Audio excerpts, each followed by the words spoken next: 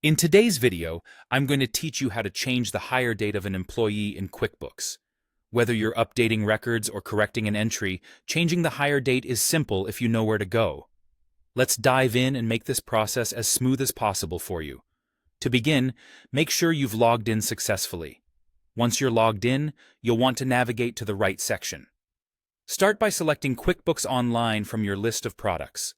This action directs you to the main dashboard, which serves as your command center. From here, you'll have access to a variety of features, but our focus today is on managing employee details.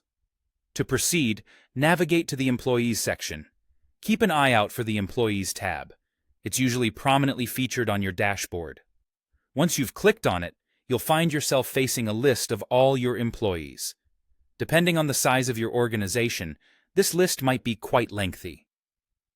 If that's the case, don't worry. You can make use of the search function to quickly track down the employee whose hire date you need to change.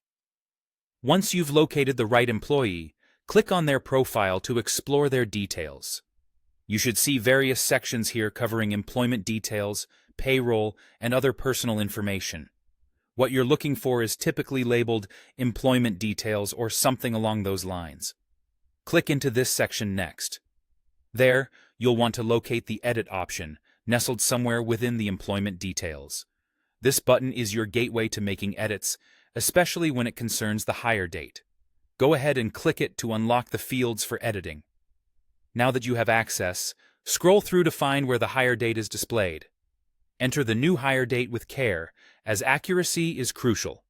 Payroll and benefits calculations can hinge on it. After you've made the necessary changes, it's crucial not to forget to save your work. The Save button is usually situated either at the bottom or the top of the page, so click it to ensure all your updates are recorded properly.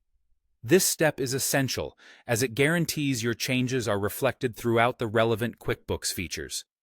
And just like that, you've successfully changed the hire date for an employee in QuickBooks. It's a good habit to regularly check and update employee data. This practice not only helps maintain the integrity of your records, but also aids in precise reporting across your company. Thanks for staying with me throughout this guide, and if you have any questions, feel free to leave them in the comments below. Remember to like and subscribe for more QuickBooks tips and tutorials. Happy bookkeeping!